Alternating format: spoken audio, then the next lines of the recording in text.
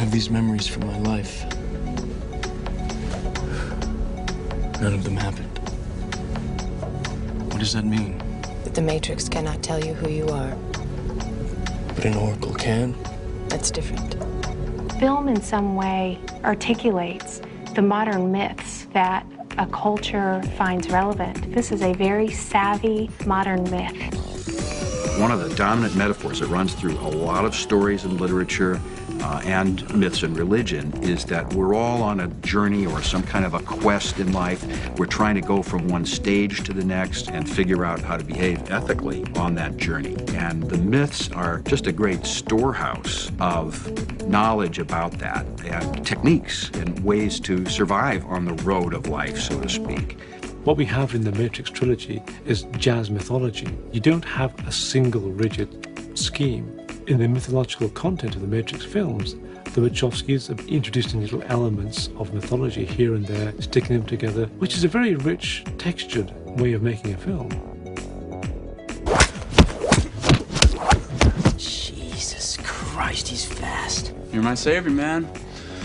My own personal Jesus Christ. You scared the bejesus out of me. Hope the Oracle gave you some good news.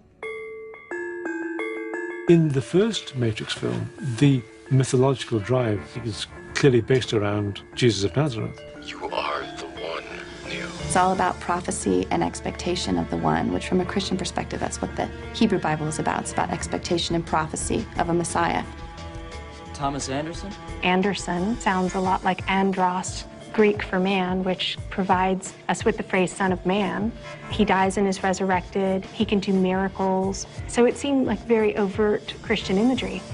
When I began to think about what kind of Christianity that was, it became clear to me that it wasn't just traditional Christianity, but it was Gnostic Christianity. Gnostic Christianity flourished in the early centuries of the first millennium, and it was a fierce competitor with traditional Christianity as we would understand it today. Gnosticism frames the fundamental human problem in terms of ignorance, the solution being enlightenment, whereas traditional Christianity or Orthodox Christianity tends to frame the problem in terms of sin and repentance. This is where the parallel to the Matrix becomes so interesting. Gnosticism would hold that the fundamental human problem is that we are diamonds in the mud.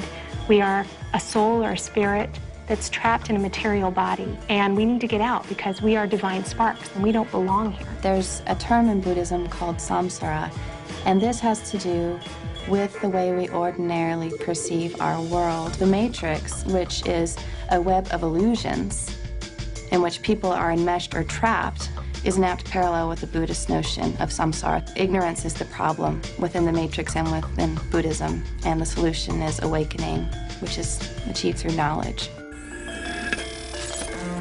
They're not forms of belief. You have to believe this and you're saved. They're forms of liberation or awakening. If you do these certain kinds of practice and consciousness, you can awaken to this light or this interior reality or this ultimate spirit. In a certain sense, you're living in a dream world until you wake up to that reality.